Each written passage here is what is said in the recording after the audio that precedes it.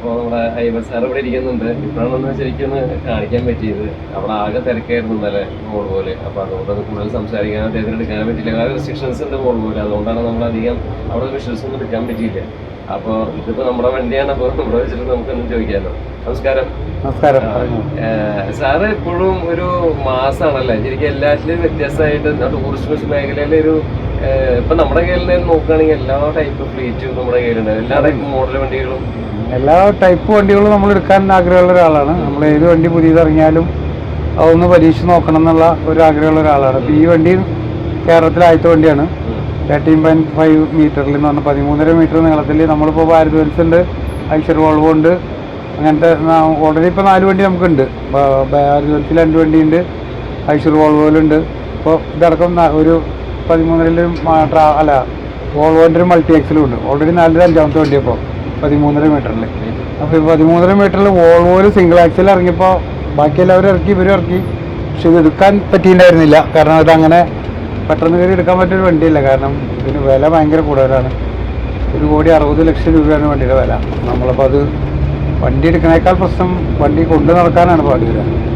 നമ്മൾ പഴയ കാരണന്മാർ പറഞ്ഞമാതിരി ആനയെ മേടിക്കാനല്ല, ആനയെ കൊണ്ടു നടക്കാൻ ഭയങ്കര പാടാണ്. അതേമാതിരി ആന മേടിക്കാനും ബുദ്ധിമുട്ടുണ്ട്. പക്ഷേ അത് കഴിഞ്ഞ് ഇതിനെ തീറ്റിപ്പോയിട്ട് വളർത്തി കൊണ്ടുവരാനും ഭയങ്കര പാടാണ്. കാരണം ഈ 1,60,00,000 രൂപയുടെ ഒരു മുടക്കുമുതൽ ചിലവാക്കി നമ്മളൊരു വണ്ടി എടുത്താൽ ഏതാണ്ട് 2,400,000 രൂപ 3 ലക്ഷം രൂപയോളം നമുക്കൊരു മാസം അടയ്ക്കണം.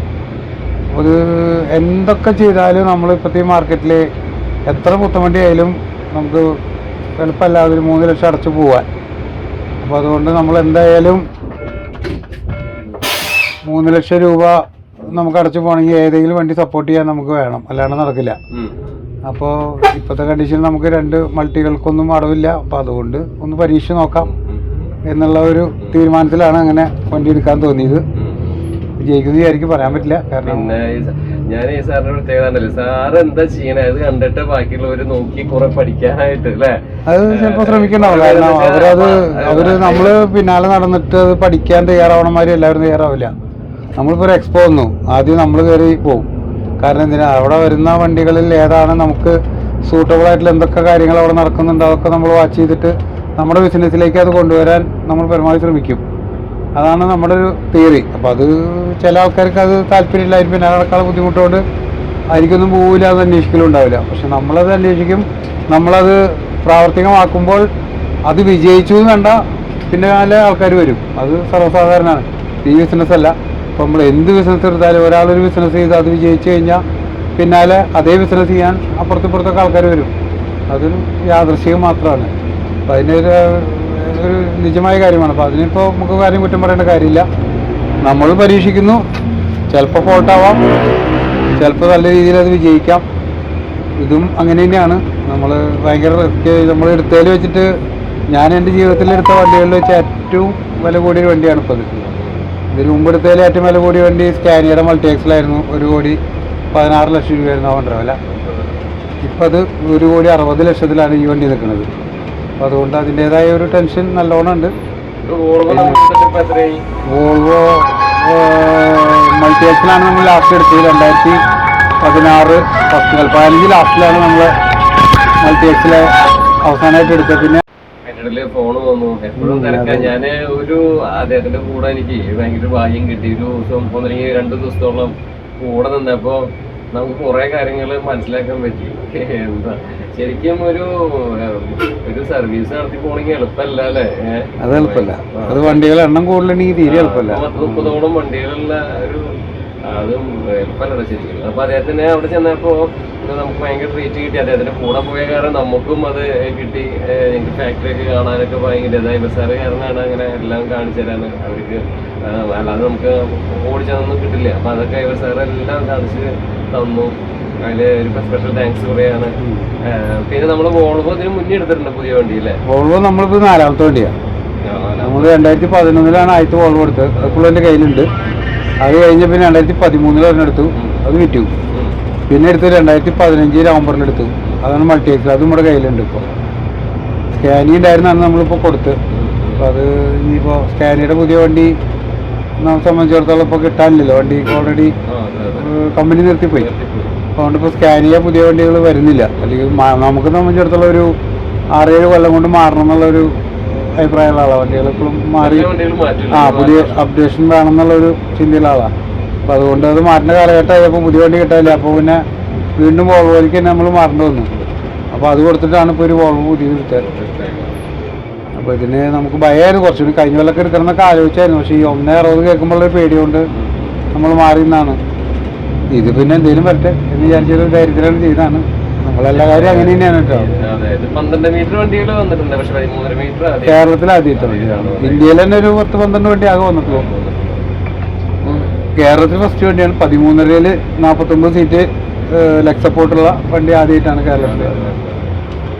പിന്നെ ഇത് ശരിക്കും പറയാം എല്ലാവരും തുടക്കാൻ സാറാണ് കുറിക്കാറുള്ളത്. അപ്പൊ ഇത് കാണുമ്പോൾ എടുത്തെങ്കിൽ പിന്നെ എല്ലാവർക്കും ധൈര്യമാണ്. ഐസി എടുത്തിട്ടുണ്ട്.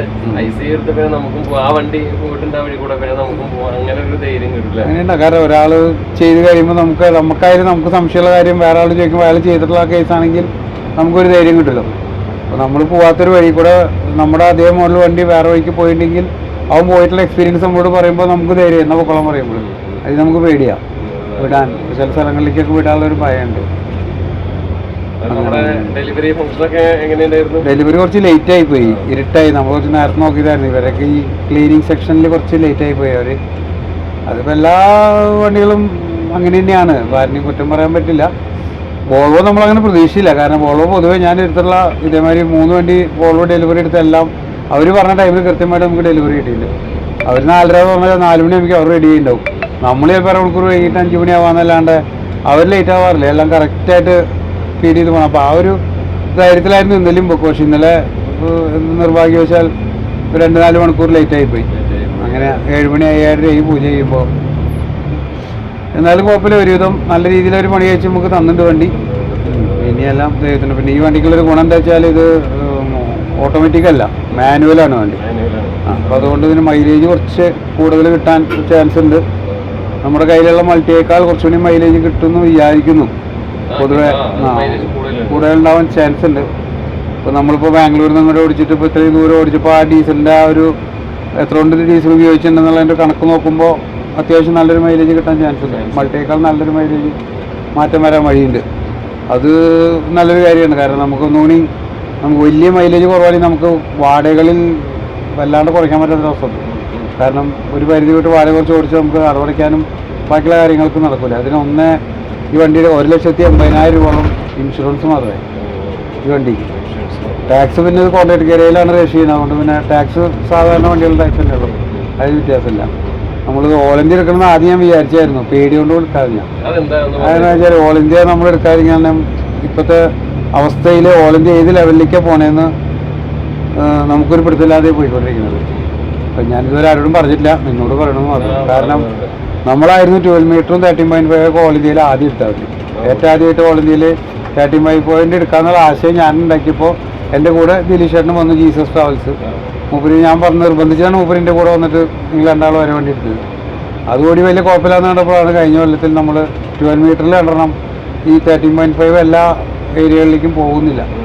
എന്നാൽ 12 മീറ്റർ എടുത്തു കഴിഞ്ഞാൽ എല്ലാ ഏരിയയിലേക്കും പോവുകയും ചെയ്യും. അങ്ങനെയാണെങ്കിൽ 12 മീറ്റർ കണ്ടണം എടുത്തത്. അതിൻ്റെ പിന്നാലെ ഇപ്പോൾ തൃശ്ശൂർ ജില്ലയിൽ തന്നെ ഒരു 10-30 വണ്ടിയോളം ഓൾറെഡി എടുത്തിട്ട് ഇപ്പോൾ ഓടിയേട്ടൻ പോയിട്ടുണ്ട്. നമ്മളിപ്പോൾ എടുത്ത് 210. അപ്പോൾ പലരും ചോദിച്ചു എന്തുകൊണ്ട് 210 എടുത്തേ. കാരണം ഞാൻ 210 എടുക്കണില്ല എന്ന് വിചാരിച്ച് മാറിയുന്ന ഒരാളായിരുന്നു. ഒരു 2019 210 വീൽ ബേസുള്ള ഒരു ബസ് എടുത്തിട്ട് പിന്നെ അവിടെ നിന്ന് ഇങ്ങോട്ട് 5 കൊല്ലമായിട്ട് ഞാൻ 210 വീൽ ബേസ് എടുത്തില്ല. അതിൻ്റെ ഇടയിൽ ഭാരത് ബെൻസ് 12 മീറ്റർ എടുത്തു, 13.5 എടുത്തു, ഐശ്വർ എടുത്തു, സ്ലീപ്പർ എടുത്തു. എല്ലാ വണ്ടികളും എടുത്തിട്ടും നമ്മൾ 210 എടുത്തില്ല. കാരണം അതെ 220 222 തമ്മിൽ ബോഡിക്ക് തമ്മിൽ വലിയ വ്യത്യാസമില്ല. റേറ്റിൽ മാക്സിമം ഒരു 16 രൂപയ്ക്ക് മാറ്റം വരുന്നുള്ളൂ. പക്ഷേ ഈ 222 കുഴപ്പമെന്ന് വെച്ചാൽ നമുക്ക് കർണാടക ടാക്സ് ഡബിളാണ്, 210 സിംഗിളാണ്. അതാണ് എല്ലാവരും 210 തന്നെ പോയിക്കൊണ്ടിരിക്കുന്നത്. ചെറിയൊരു വ്യത്യാസം 222 വരും. വണ്ടി നീളം കൂടുന്തോറും സസ്പെൻഷൻ്റെ വർക്കിംഗ്, വണ്ടിയുടെ വെയിറ്റും കൂടുന്തോറും നമുക്ക് കുറച്ച് യാത്രാ സുഖത്തിൽ മാറ്റം ഉണ്ടാവും. ഉറപ്പാണത്. 210 നീളം കുറവായതിൻ്റെ ഒരു പൊടി തള്ളിച്ച് കൂടുന്നതാണ് എൻ്റെ ഒരു വിശ്വാസം. അങ്ങനെ തന്നെയാണ്, അതിന് മാറ്റമൊന്നുമില്ല. നമ്മൾ വണ്ടികൾ നീളം കൂടുന്തോറും യാത്രാ സുഖം കൂടും. അപ്പോൾ നമ്മൾ എക്സാമ്പിൾ പറയുകയാണെങ്കിൽ 12 മീറ്റർ വണ്ടി ഇപ്പോൾ നമ്മൾ കെട്ടിയിട്ടുള്ള ആ ഓറഞ്ച് വണ്ടിയൊക്കെ യാത്ര ചെയ്ത ആൾക്കാരുടെ ഫീഡ്ബാക്ക് എടുത്തപ്പോൾ നല്ല അഭിപ്രായമാണ്. കാരണം 12 മീറ്ററിൽ ബാക്ക് എയറാണ്. അതെ, ബാക്ക് എയറുള്ള ഫ്രണ്ട് ലീഫാണ്. എന്നിട്ട് പോലും ആ വണ്ടിയിൽ ഇപ്പോൾ ഗോവയ്ക്കും ഓൾ ഇന്ത്യ മറ്റേ ഇവിടെ വരെ പോയി വന്ന വണ്ടി, മറ്റേ നമ്മൾ മറ്റേ അയോധ്യ വരെ പോയി വന്ന വണ്ടി. അതിൽ യാത്ര ചെയ്ത ആൾക്കാർക്കൊക്കെ ഒരു ക്ഷീണം ഉണ്ടായിരുന്നില്ല. അതായിരുന്നു ആ വണ്ടിയുടെ. അത് ഈ ലോങ് ചേസ് ആകുന്നതോറും വണ്ടികൾക്ക് ഒരു യാത്രസുഖം കൂടുന്നതാണ് എൻ്റെ ഒരു കാഴ്ചപ്പാട്. വളരെ ദുർലഭ ആൾക്കാരല്ലാന്ന് പറയുന്നുണ്ട്, പക്ഷെ ഞാൻ സമ്മതിക്കില്ല. എൻ്റെ കാഴ്ചപ്പാടിൽ അത് യാത്രസുഖം കൂടുതലാണ്. 210 ഒരുപാട് യാത്രസുഖം വ്യത്യാസമില്ലുണ്ട്. ഇപ്പോൾ നമ്മൾ 210 എടുക്കാനുള്ള കാരണം നമ്മൾ പറഞ്ഞു കൊണ്ടത് എന്താ വെച്ചാൽ, 2 കാരണം കൊണ്ടാണ് നമ്മൾ വീണ്ടും 210 മടങ്ങി വരാൻ കാരണം. ഒന്നെന്താ വെച്ചാൽ കർണാടക ടാക്സ് എന്ന് പറഞ്ഞാൽ ഈ ഓൾ ഇന്ത്യ വണ്ടി ഇപ്പോൾ എടുക്കുന്ന ആൾക്കാർക്ക് പലർക്കും ഈ ഓൾ ഇന്ത്യ ടാക്സിനെ കുറിച്ചിട്ട് വലിയ ഐഡിയ ഇല്ല എന്നാണ്. കുറച്ച് ആൾക്കാർക്ക് ഇല്ലയെന്നല്ല, ഒരു 50% ആൾക്കാർക്ക് ഐഡിയ ഉണ്ട്. നമ്മളോട് ചോദിച്ചവർക്കൊക്കെ നമ്മൾ പറഞ്ഞു കൊടുത്തിട്ടുണ്ട്. ചില ആൾക്കാർക്ക് ഒരു ഐഡിയ ഇല്ല. കളർ അടിക്കാം, ഡിസൈൻ അടിക്കാം, പിന്നെ സെറ്റപ്പ് വർക്ക് ചെയ്തിട്ട് കൊണ്ടു നടക്കാൻ പറ്റും. 8 ധാരണ കൊണ്ട് മാത്രം 12 മീറ്റർ എടുത്ത ആൾക്കാരാണ്. ഇതിൻ്റെ ഒരു പ്രശ്നം എന്താണെന്ന് വെച്ചാൽ, ഈ 12 മീറ്റർ എടുത്തു കഴിഞ്ഞാൽ ഒരു ക്വാർട്ടറിൽ നമ്മൾ ലക്ഷറി വണ്ടിയായി. ഇപ്പോൾ ഈ വണ്ടിക്ക് ഒരു സീറ്റിന് 900 രൂപ അടയ്ക്കുന്നത്. 49 സീറ്റിന് ഏതാണ്ട് 44,100 അടച്ചാൽ മതി, ആകെ ടാക്സ് അടയ്ക്കുന്നത്. അതേ സാധനം 45 സീറ്റിൻ്റെ 12 മീറ്റർ എടുത്താൽ 1,83,000 രൂപ അടയ്ക്കണം. 86,000 രൂപ അടയ്ക്കണം ഒരു ക്വാർട്ടറിലായിട്ട് പറയുന്നത്. ആ ക്വാർട്ടർ നമുക്കത് മുതലാക്കി. അപ്പോൾ ഈ വണ്ടിയൊക്കെ ഏതാണ്ട് 1,40,000 വ്യത്യാസം വന്നു. ആ വണ്ടി ഈ വണ്ടി തമ്മിലുള്ള ടാക്സിൻ്റെ വ്യത്യാസം 1,40,000 അടുത്ത് വ്യത്യാസം വന്നു. ഈ 1,40,000 രൂപ നമുക്ക് മുതലാക്കണമെങ്കിൽ ഇത് കർണാടക ടാക്സ് ഓടണം. ഓടിയോണ്ടല്ല, കർണാടക ഓടണം വണ്ടി. കർണാടക ഓടിയോണ്ട് മുതലാവില്ല. കർണാടക ഓടും വേണം, നമ്മൾ സാധാ ടാക്സിയെങ്കിലും ആൾക്കാരിൽ നിന്ന് മേടിക്കും വേണം. എന്ന് പറഞ്ഞു കഴിഞ്ഞാൽ സാധാ ഒരു 220-19,000 രൂപ ടാക്സ് അടയ്ക്കണം. ആ കാശെങ്കിലും നമ്മൾ പാർട്ടിയിൽ നിന്ന് മേടിച്ചാലാണ്. അതേമാതിരത്തെ ഒരു 3 മാസം കൂടുമ്പോൾ 8 എണ്ണെങ്കിലും ഓടിയാലോ 7 എണ്ണെങ്കിലും ഓടിയാലോ നമുക്ക് ഈ പൈസ മുതലാക്കാൻ പറ്റും. എന്നുണ്ടെങ്കിൽ 1,40,000 മുതലാക്കാൻ പറ്റുള്ളൂ. നമ്മളെ സംബന്ധിച്ചിടത്തോളം പൊതുവെ കേരളത്തിൽ ഒരു 95% ആൾക്കാരുടെയും ഓട്ടം ഈ കർണാടകയ്ക്കായിരിക്കും. കർണാടക കഴിഞ്ഞ് മഹാരാഷ്ട്ര മധ്യപ്രദേശൊക്കെ ഒരു 5% ആൾക്കാരൊക്കെ പോകുന്നുണ്ടാവുള്ളൂ. ഈ ആസാം അങ്ങനെയുള്ള ഭാഗങ്ങളിലേക്കൊക്കെ ഒരു 5% വണ്ടിക്കാരെ പോകുന്നുണ്ടാവുള്ളൂ. നമ്മളെ സംബന്ധിച്ചിടത്തോളം സാധാരണക്കാരായ ആൾക്കാർക്ക് ഈ കർണാടക സ്റ്റേറ്റ് ഓടിയിട്ട് വേണം ഈ 1,40,000 മുതലാക്കാൻ. ഒരു ക്വാർട്ടറിൽ ഏതാണ്ട് 7 ട്രിപ്പ് ഓടണമെന്ന് ഞാൻ പറഞ്ഞല്ലോ. മഴക്കാലങ്ങളിൽ ഇത് ഓടൂല. അപ്പോൾ നമ്മൾ ഈ സീസണിൽ 7-10-12 ട്രിപ്പ് ഓടിച്ചിട്ട് വേണം നമുക്കത് നഷ്ടം നികത്തിയെടുക്കാൻ.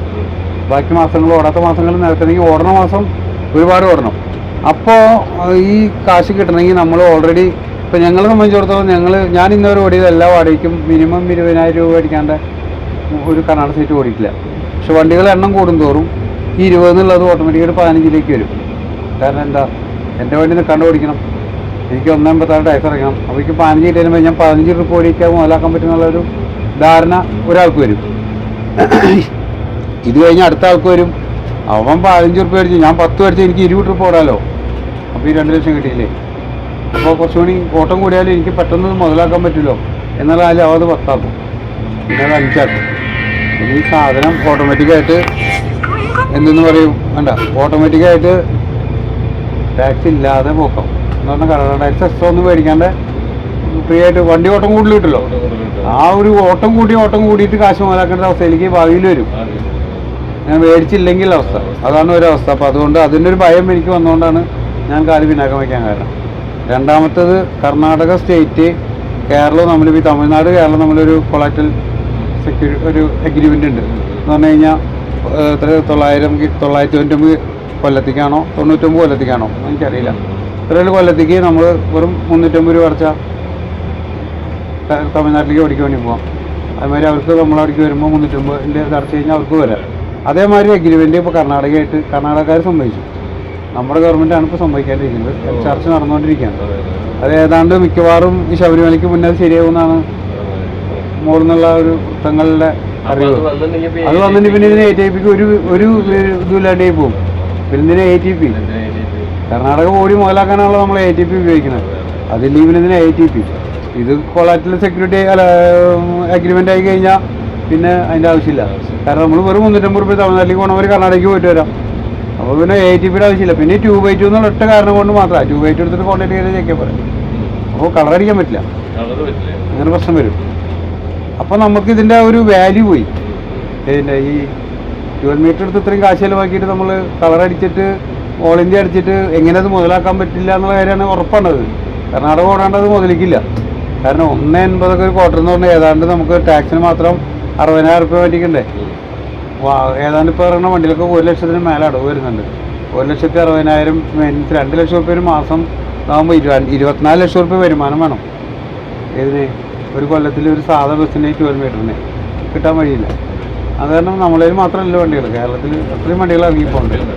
അതുകൊണ്ട് ഓട്ടം സ്പ്രെഡായി പോകും. നമ്മളത് ഊഹിക്കണം, എന്തായാലും അത് വരുന്നുള്ള ഭാവിയിൽ. പറയാൻ പറ്റില്ല, കാരണം ഇപ്പോൾ ഈ കൊളാറ്റൽ ആയി കഴിഞ്ഞാൽ 2x2ലേക്ക് പോകുമല്ലോ അവർ. കാരണം പിന്നെ നമുക്ക് കർണാടക ടാക്സി ഡബിൾ ടാക്സ് ഇറക്കേണ്ട കാര്യമില്ല. ഇപ്പം നമ്മൾ ഈ 210 എടുക്കുന്നതിൻ്റെ മെയിൻ കാര്യം ഇല്ല. കൊളാറ്റലായി കഴിഞ്ഞാൽ 210 വരില്ല പിന്നെ. പക്ഷെ 12 മീറ്ററിൽ കോൺട്രാക്ട് ഏരിയയിലെ വരികയെന്ന് വേണ്ടി കളറടിക്കാൻ പരിപാടി നടക്കൂലെന്ന് മനസ്സിലായി. അപ്പം നമ്മളിപ്പോൾ തന്നെ 12 മീറ്റർ എടുത്തിട്ട് കളർ അടിച്ച് കഴിഞ്ഞാൽ ഇപ്പോൾ തന്നെ നമ്മൾ 2 കളർ അടിച്ച് നടക്കുന്നുണ്ട്.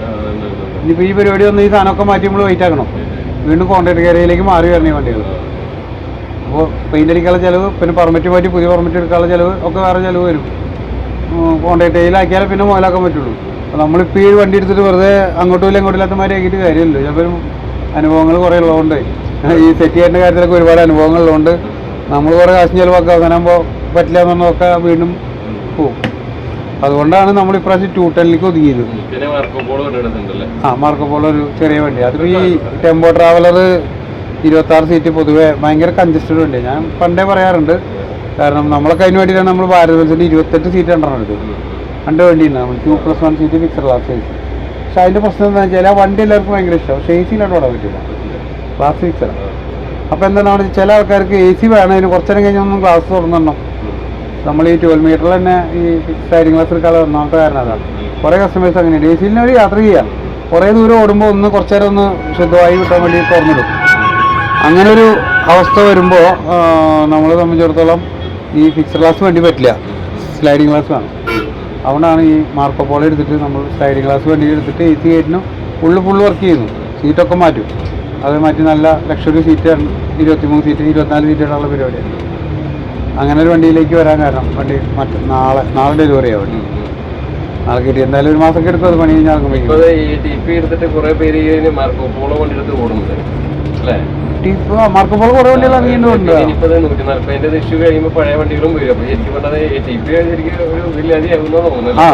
ഈ മറ്റേ കോളാക്ട് അഗ്രിമെന്റ് വന്നു കഴിഞ്ഞാൽ AITPക്ക് യാതൊരു വലിയ അടിയും. പിന്നെ നൈറ്റ് സർവീസുകാർക്ക് മാത്രമേ അതിന് വില ഉണ്ടാവുള്ളൂ. അല്ലാണ്ട് നമ്മളമാതിരി കോൺട്രാക്ട് കഴിഞ്ഞ് ഓടുന്ന ആൾക്കാർക്ക് വില ഉണ്ടാവില്ല. പിന്നെ അതുകൂടാതെ വേറെ ഒരു വിഷയം വരുന്നുണ്ട്. ഇപ്പോൾ ഈ ഇപ്പോഴത്തെ കണ്ടീഷനിൽ ഓൾ ഇന്ത്യ വണ്ടികൾക്ക് നൈറ്റ് സർവീസ് പറഞ്ഞ വണ്ടി ആയാലും നമ്മളായാലും ആർക്കായാലും ടാക്സ് വേണ്ട. ഓൾ ഇന്ത്യ വണ്ടിക്ക് കർണാടകയിൽ ടാക്സ് ഇല്ല. പക്ഷെ അവർ ഓൾറെഡി ഇപ്പോൾ അത് കർണാടകക്കാർ ഓൾ ഇന്ത്യ ടാക്സ് വണ്ടികൾക്ക് കർണാടക ടാക്സ് വരുത്താൻ പോകും. തമിഴ്നാട് ഓൾറെഡി ചെയ്ത് കഴിഞ്ഞല്ലോ. അതേമാതിരി തന്നെ കർണാടകക്കാരും വരുത്താം. ആന്ധ്രക്കാരും ഓൾറെഡി വരുത്തി കഴിഞ്ഞു. നടപ്പാക്കിയിട്ടില്ല, ചെറിയ പ്രശ്നങ്ങളിലൊന്നും ഇങ്ങനെ മുന്നോട്ട് പോകുന്നുണ്ട്. ഏപ്രിൽ 1 മുതൽ നടപ്പാക്കുന്നതാണ് ഇപ്പോൾ അവർ പറഞ്ഞിട്ടുണ്ടായിരുന്നത്. അവർ കർണാടക ആക്കിയിട്ടില്ല. മെച്ചമില്ലാത്ത അവസ്ഥയിലേക്ക് പോകാൻ ചാൻസ് ഉണ്ട്. ഇപ്പോൾ അവരെന്തെങ്കിലുമൊക്കെ ചെയ്യായിരിക്കും. ഒരുപാട് വണ്ടികളുള്ള വലിയൊരു ഗ്രൂപ്പ് ആയതുകൊണ്ട് അതിലുള്ള നടപടി എന്തെങ്കിലുമൊക്കെ ചെയ്യും. പെട്ടെന്ന് കർണാടകക്കാർ ചെയ്യാൻ വഴിയില്ല. അവർ ഏപ്രിൽ 1 മുതൽ ചെയ്യുമെന്ന് പറയുന്നു. പക്ഷെ അത് ഞങ്ങൾ അന്വേഷിച്ചപ്പോൾ നമ്മുടെ അസോസിയേഷൻ മുഖാന്തരം പോയി അന്വേഷിച്ചപ്പോൾ പറഞ്ഞത് കോൺട്രാക്ട് ഗാരേജിനെ ബാധിക്കില്ല എന്ന് പറഞ്ഞു. കോൺട്രാക്ട് ഗാരേജ് പിടിക്കില്ല. അതിൻ്റെ രേഖകൾ എന്താ വെച്ചെങ്കിൽ നമുക്കിപ്പോൾ തമിഴ്നാട്ടിൽ ഇപ്പോൾ കോൺട്രാക്ട് ഗാരേജിന് പിടിക്കില്ല. ടാക്സ് അടയ്ക്കണ്ട, ഓൾ ഇന്ത്യ വണ്ടിക്ക് ടാക്സ് അടയ്ക്കാണ്ട് പോകാം. പക്ഷെ നമ്മളതിൽ രേഖകൾ കൃത്യമായിട്ടുണ്ടാവും. ആൾക്കാരുടെ പേര്, ഓർഡർ ഫോം എല്ലാം അവർ പറഞ്ഞ കുറേ കാര്യങ്ങളുണ്ട്. അതെല്ലാം കൃത്യമായിട്ട് പാലിച്ചിട്ട് പണി പിടിക്കില്ല. അതേമാതിരി കർണാടകയിലും പിടിക്കില്ല എന്ന് പറഞ്ഞു. പക്ഷെ അവിടെ ഞങ്ങൾ ചെന്നപ്പോൾ പറഞ്ഞൊരു മറുപടി ഇതായിരുന്നു. ഈ കൊളാറ്റൽ അഗ്രിമെൻ്റ് വന്നു കഴിഞ്ഞാൽ ഇതിലൊന്നും ആവശ്യമില്ലല്ലോ. അപ്പോൾ പിന്നെ നമുക്ക് ഈ നൈറ്റ് സർവീസ് അല്ല ഈ 12 മീറ്ററിനോ AITPക്ക് ഒരു വാല്യൂ ഇല്ല. 12 മീറ്ററിന് വാല്യൂ ഉണ്ടാവും. നമുക്ക് കോൺട്രാക്ട് കയറി ആക്കിയിട്ട് ഓടിക്കാം 2x2. ഈ AITP അല്ല മറ്റേ ഈ കൊളാക്ടൽ അഗ്രിമെന്റ് വന്നു കഴിഞ്ഞാൽ 12 മീറ്ററിലായിരിക്കും തരം. കാരണം പൊതുവെ ആൾക്കാർ 3x2നോട് താല്പര്യം കുറഞ്ഞു, 2x2ലേക്ക് വന്നു. ഇപ്പോഴും 3x2